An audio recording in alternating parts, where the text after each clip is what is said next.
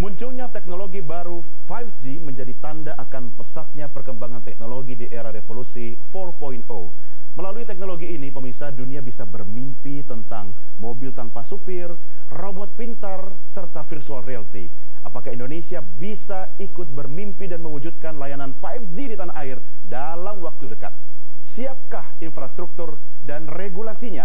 Kita akan bahas selengkapnya bersama saya, Doni De Keizer. Inilah New Normal.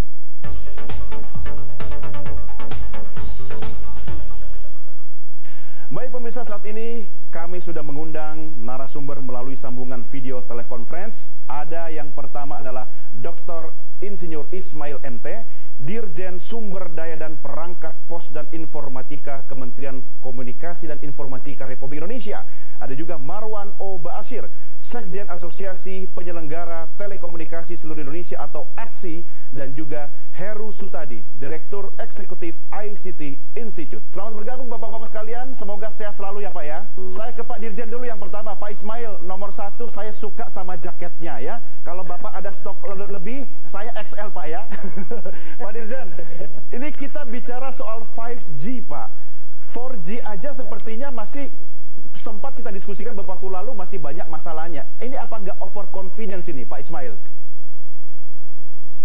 Menurut saya tidak Pak, Mas Doni, karena kita sebagai sebuah bangsa tentu kita harus terus membangun kompetensi kita menjadi lebih kompetitif baik di tingkat global maupun tingkat regional. Jadi bagi kita persiapan 5G ini adalah sebuah keniscayaan. 5G adalah sebuah teknologi baru yang merupakan evolusi dari teknologi sebelumnya yang tentu harus kita persiapkan dengan baik. Mempersiapkannya tentu dengan segala aspeknya ya, baik itu infrastruktur maupun ekosistem yang diperlukan untuk mengimplementasikan 5G. 5G itu ada dua tipe Pak Mas Doni, ada yang non-standalone, ada yang standalone. Nah, ketika kita bicara non-standalone, artinya network atau infrastruktur yang digunakan di 4G masih digunakan untuk nanti menggelar melayani 5G. Jadi ini adalah sebuah evolusi kelanjutan. Jadi bukan sebuah utopia, bukan sebuah angan-angan. Ini merupakan sebuah keniscayaan bagi bangsa besar seperti Indonesia untuk mempersiapkan 5G. Karena kita ini di acara new normal ya. Jadi pandemi COVID-19 ini memberikan pelajaran yang berharga buat kita bahwa infrastruktur atau konektivitas itu merupakan satu hal yang sangat penting saat ini di era new normal ini, sehingga seluruh aktivitas kehidupan kita bisa terkoneksi dan bisa kita jalankan di dunia digital. Dan tentu saja konektivitas ini harus bisa didapatkan oleh seluruh rakyat Indonesia, bukan hanya di kota-kota besar. Oleh karena itu, pemerintah melakukan suatu proses percepatan agar seluruh daerah di Indonesia ini secepat-cepatnya tersedia konektivitas minimum 4G. Dan oleh karena itu, pemerintah menyiapkan anggaran yang cukup besar, dana dari APBN, menambah anggaran USO yang sudah ada, Universal Service Obligation, untuk membangun seluruh desa di Indonesia yang belum tersedia layanan 4G. Jadi dalam 2 tahun ini, 2021 dan 2022, pada akhir tahun 2022 seluruh desa di Indonesia ini sudah terkoneksi dengan layanan 4G. Tapi ketika kita menyiapkan 4G tadi, sebenarnya teman-teman operator tentu sudah mempersiapkan ready to 5G. Saya ke Pak Marwan. Pak Marwan, saya ingat betul asosiasi kan sempat declare atau menyerukan ya bahwa transisi ke 5G ini harus segera dilakukan paling tidak 2022, khususnya di sektor industri. Ada apa dan kenapa Pak Marwan? Oke, terima kasih Mas Doni.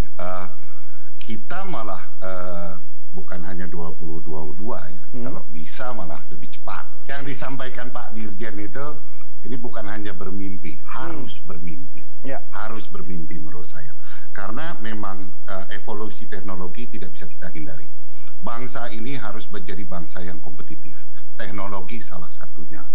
Dan migrasi ke 5G akan membuat atau mengembangkan ke 5G akan membuat kita sejajar dengan bangsa lain. Saya sama asosiasi bersama Pak Ismail, bersama Dirjen SDP BNPB dan Kominfo juga berdiskusi mengenai ini. Bahkan kita sudah tes ya Pak Dirjen ya, sudah tes 2 kali, sudah tes di Batam, sudah tes semua anggota ATSI sudah melakukan tes, sudah tes juga di Telkom University dengan bermacam kombinasi frekuensi gitu ya.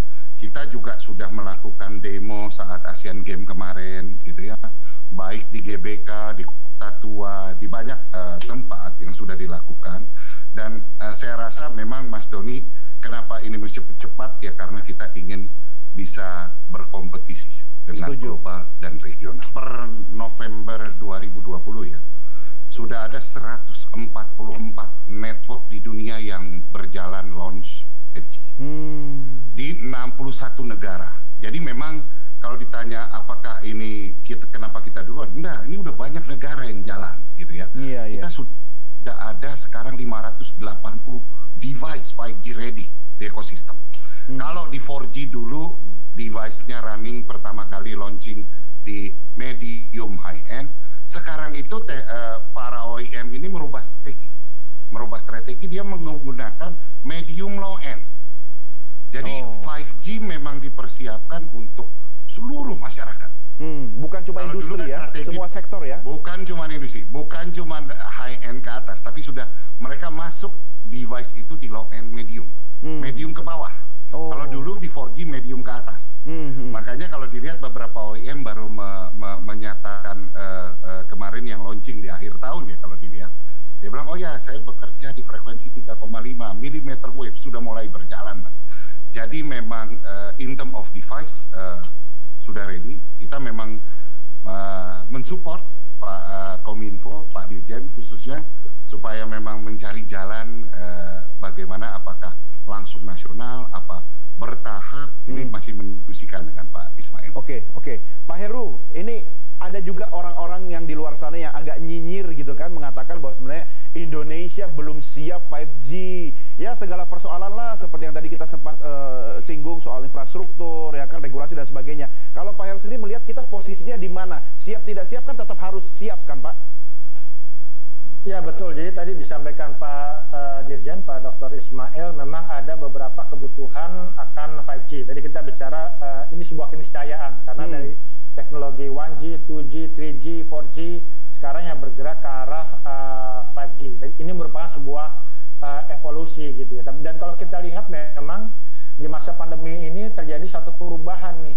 Jadi masyarakat sekarang ini butuh akses internet yang lebih cepat gitu ya. Dan memang kalau kita lihat 5G ini merupakan juga jawaban kebutuhan masyarakat, karena memang ada akses-akses yang mungkin wilayah yang mungkin belum berkembang, yang mungkin cukup 3G, 4G, tapi wilayah-wilayah juga ada yang memang kebutuhannya internetnya sangat tinggi, misalnya kota-kota besar. Dan memang adopsi teknologi memang tidak sekaligus nih, jadi seluruh Indonesia sekaligus 5G, tapi memang dari kota-kota besar nanti berubah ke perbatasan sampai kemudian ke kota-kota kecil gitu. Ini biasanya evolusi atau perjalanan adopsi sebuah teknologi seperti itu. Tapi memang betul bahwa semua ini juga harus dipersiapkan gitu, tidak serta-merta kita 5G. Ada beberapa hal-hal yang juga perlu kita pertimbangkan. Tadi masalah frekuensi seperti apa, kemudian juga di mana gitu ya, berapa besar. Kemudian juga yang cukup penting ini adalah kita harus membangun ekosistem. Nah, itu yang paling penting, ekosistem Pak Heru. Kemudian tapi soal itu kan kita bahas di segmen berikutnya ya, Bapak-bapak ya. Kita rehat sejenak. Kita akan lanjutkan di segmen berikutnya. Nah, pemirsa, apa saja sebenarnya instrumen penting agar layanan 5G bisa terwujud? Jawabannya sesaat lagi. New Normal segera kembali.